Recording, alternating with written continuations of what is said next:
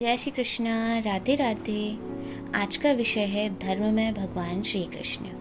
भगवान श्री कृष्ण अविनाशी पर ब्रह्म की, अमृत की, शाश्वत धर्म की और एकांतिक सुख की प्रतिष्ठा है। वे स्वयं साक्षात पर ब्रह्म है, दिव्य अमृत है, शाश्वत धर्म है और भूमा एकांतिक आनंद स्वरूप है तथा इन सबके परमाश्रय भी हैं। श्री महाभारत, श्रीमद् भगवत एवं अन्य सद्ग्रंथों में इसके असंख्य प्रमाण हैं। वे स्वयं भगवान हैं, इससे उनमें अनंत, अचिंत्य, अनिर्वचनीय, परस्पर विरोधी गुण का युगपत प्रकाश है। वे जहाँ पूर्ण भगवान हैं, वहीं पूर्ण मानव है। पूर्ण भगवत्ता और पूर्ण मानवता के प्रत्यक्ष स्वरूप श्री कृष्ण है। कंस के कारागार में वे दिव्य आभा का विस्तार करते हुए आभूषण आयुधादि से संपन्न ऐश्वर्य में चतुर्भुज रूप में प्रकट होते हैं और तुरंत ही मधुर मधुर छोटे से शिशु बन जाते हैं। ब्रज में जहाँ अपने अनुपम अश्मोधर्व रूप माधुर्य, वेणु माधुर्य, प्रेम माधुर्य और लीला माधुर्य के द्वारा ब्रजवासी महाभाग नर नारियों को दिव्य स्वरूप रस सुधा का पान कराते हैं और स्वयं उनके स्वसुखवाछान शून्य निर्मल सख्य वात्सल्य और मधुर रस सुधा का नित्य लालायित चित्त से पान करते रहते हैं। वहाँ दूसरी ओर अवतीर्ण होने के छठे दिन से ही पूतना वध के द्वारा अधर्मी असुरों राक्षसों का परिणाम कल्याणकारी वध करके ऐश्वर्य में धर्म संस्थापन लीला का शुभ आरंभ कर देते हैं। माधुर्य जगत के सखा, माता पिता और प्रेमियों को अपने सखा, सुत और प्रीतम श्याम सुंदर के ऐश्वर्य का कहीं मान भी नहीं होता। और उधर तृणावर्त, वत्सासुर, बकासुर, काकासुर, धेनुकासुर, सुदर्शन, शंखचूर्ण, अरिष्टासुर आदि का उद्धार हो जाता है और साथ ही मुख में यशोदा मैया को विश्व रूप दर्शन, यमलार्जुन भंग, कुबेर पुत्र का उद्धार, काले दमन, ब्रह्म दर्प दलन, गोवर्धन धारण, गोवर्धन रूप में पूजा ग्रहण, इंद्र मोह भंग, वरुण लोक गमन, रासलीला के समय असंख्य रूपों में प्रकट होना आदि ऐश्वर्यमय लीलाएं भी होती रहती हैं। यो धर्म संस्थापना का तथा धर्म रक्षण का कार्य ब्रज में भी लगातार चालू रहता है।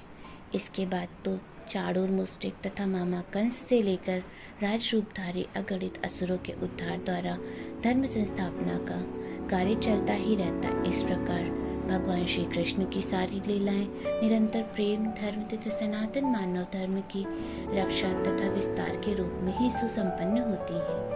भगवान का रूप सौंदर्य नित्य नवायमान है, जो देखता है वही मुग्ध हो जाता है।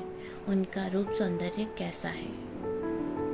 शरद पूर्णिमा के सुनिर्मल, स्निग्ध, पवित्र, शीतल अमृत की वर्षा करने वाले ज्योत्स्ना रूप मृदु हास्य राशि से विकसित अगणित समस्त चंद्रमा भी जिनकी विश्व मोहिनी अंग कांति के सामने फीके हो जाते हैं, ऐसे वे अनुपमेय, विमल आभा वाले परम उज्जवल नीलाभ श्याम सुंदर भगवान हैं। उनका परम श्रेष्ठ अनुपमेय मोहन रूप ऋषियों के मन को, गुरुजनों को, मुनि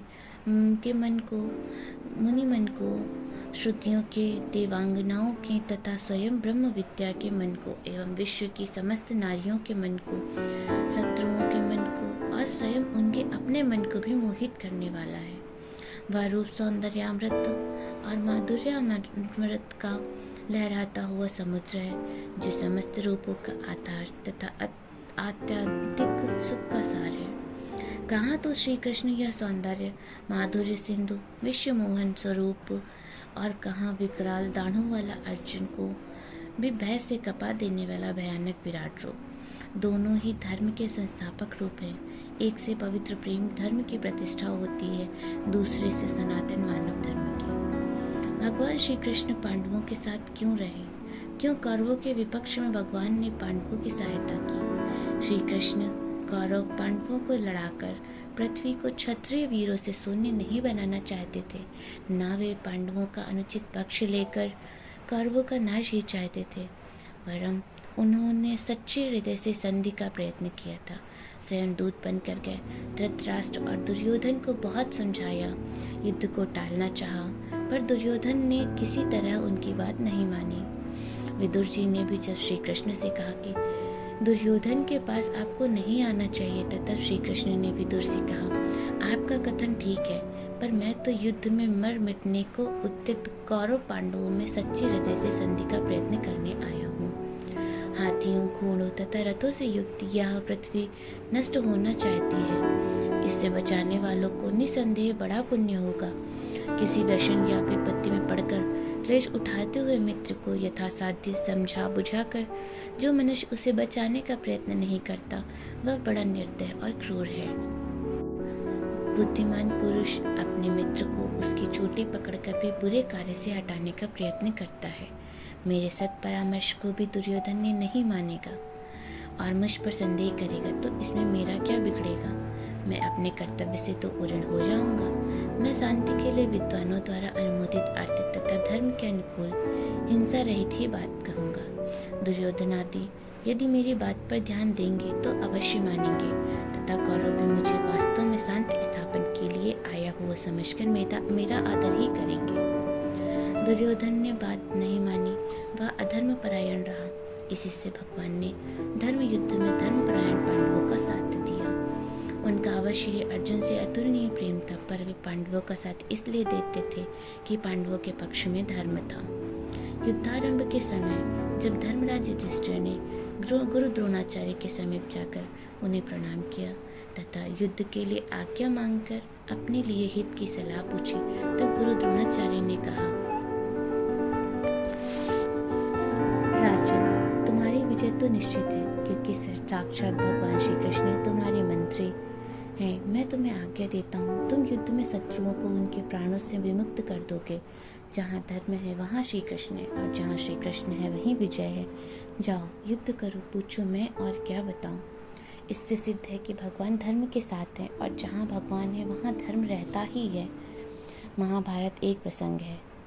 इंद्र ने अर्जुन का हित करने की इच्छा महादानी कर्ण से कवच कुंडल मांगकर ले लिए और बदले में उनको एक अजेय अमोघ शक्ति देकर यह कह दिया कि तुम केवल एक बार जिस किसी पर भी इसका प्रयोग कर सकोगे, जिस पर प्रयोग करोगे वह अवश्य मर जाएगा।